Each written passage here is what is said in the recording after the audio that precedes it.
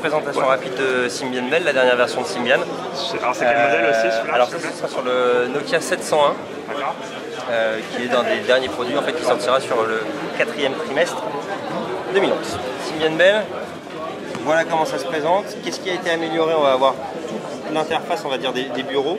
On a multiplié par 2 le nombre de bureaux, donc on peut monter aujourd'hui jusqu'à 6 bureaux, 6 écrans d'accueil en fait. Qui vont être complètement personnalisables. On a travaillé aussi sur toute la partie, on va dire, ergonomique, qui vous permet aussi de positionner vos raccourcis vraiment comme vous le souhaitez à l'heure actuelle. Les bureaux sont complètement personnalisables et indépendants et on va dire suivent. On a également travaillé en fait sur toute l'interface du menu qui vous emmène aujourd'hui directement en fait sur l'ensemble des applications en limitant les dossiers et sous-dossiers, donc pour accéder directement au contenu hyper rapidement. Même principe pour les raccourcis qui vous emmèneront directement sur votre contenu multimédia tel que la galerie vous emmène sur les photos. Ce sera le même principe sur la vidéo qui vous emmènera directement sur la liste des vidéos qui seront embarquées à l'intérieur. Une des grosses innovations qu'on retrouve sur Symbian Belle, c'est un système de rideau qui vous permet en fait d'activer les connexions internet, que ce soit les connexions de l'opérateur ou le Wi-Fi, et aussi bien évidemment le Bluetooth, et gérer les modes du téléphone, donc silencieux, général, qui sont complètement personnalisables aussi.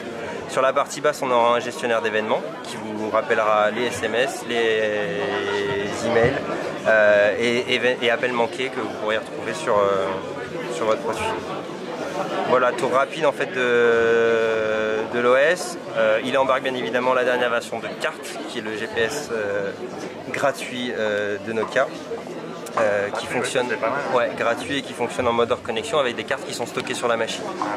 Donc pas de connexion internet pour récupérer la carte graphique. En mode en 3D, on peut naviguer comme un vrai GPS en 3D. Alors on navigue effectivement en 3D ou en mode plan sans aucun souci en fait dans l'application Nokia. Ce que je vous expliquais tout à l'heure, c'est que les cartes étaient préchargées et qu'on avait du coup aucun temps de latence pour le chargement des cartes, qu'on peut utiliser aussi le zoom pour pouvoir aller ultra rapidement en fait sur le contenu.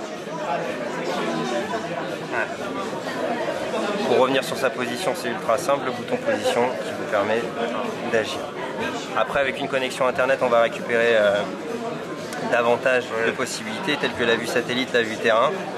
Vous parliez tout à l'heure de la vue 3D, elle est également affichable en fait sur. C'est basé sur c'est pas basé sur Google là, je suppose. Non, c'est basé sur une cartographie Navtech. Navtech, d'accord. Et c'est votre propre logiciel. C'est notre propre logiciel et Navtech aujourd'hui a été racheté en fait par Nokia. Ah oui. Donc qui est aussi partenaire à 100%. Donc ici en fait on est en intérieur, donc on est prépositionné, on a la zone d'indication qui nous dit on va dire la pertinence du positionnement par le positionnement de l'opérateur. En l'occurrence on vient de le perdre, et je peux lancer directement en fait les recherches. Donc si on prend le cours de Versailles, je fais une recherche en ligne. J'ai la liste des propositions qui apparaît. Je sélectionne la proposition, elle sera positionnée en fait sur la carte. Et j'ai juste en fait à cliquer ici pour pouvoir y aller en voiture. Il va me proposer ensuite naviguer à pied ou en voiture. Je pourrais les contacter si c'est un hôtel ou réserver une chambre, etc. Je fais naviguer, y aller en voiture. Et dès l'instant où je serai en extérieur et positionné avec mon antenne GPS, j'aurai un calcul d'itinéraire qui sera débuté. Alors on est sur une définition NHD des appareils. Donc c'est du 640 par 480. C'est pas vraiment la définition qui compte, ça va être la qualité de l'écran. Donc on est sur une matrice AMOLED et surtout qui embarque la technologie Clear Black Display qui permet effectivement ce rendu couleur et cette profondeur, on va dire, des noirs, qui fait que quand vous le verrouillez, vous avez l'impression que le produit est complètement éteint, alors qu'il suffit de le réactiver pour pouvoir le faire. La grosse particularité du Nokia Store, c'est que en fait 70% du contenu du Nokia Store est complètement gratuit en termes d'applications. Donc les 50 000 applications, 70% sont gratuites, 30% payants. Et le gros avantage qu'on va avoir, c'est la possibilité de régler en fait ces applications directement sur la facture en fait de son opérateur. Ah, donc à la fin du mois, on fait ça. Voilà, exactement. Sans rentrer de numéro de carte bleue, je peux directement acheter en fait mes applications. Elles sont reportées en fait sur ma facture.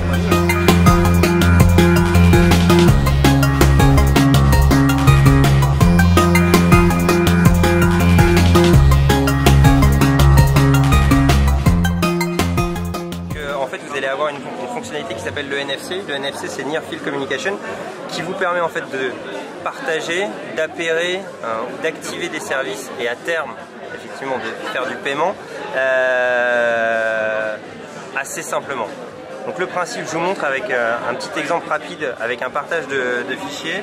Donc en l'occurrence, je vais prendre une photo souvenir. Ce que je vais faire, c'est que je vais rapprocher les deux téléphones comme ceci.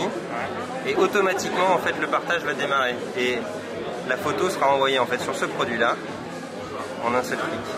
J'ai pas eu besoin de faire de validation, d'activer le Bluetooth, tout s'est activé en fait automatiquement d'un produit à l'autre. Le fichier reçu est partagé. Donc ça c'est pour le partage. Donc ça c'est une oreillette Bluetooth et NFC, donc qui permet d'être appairé ultra rapidement à un produit.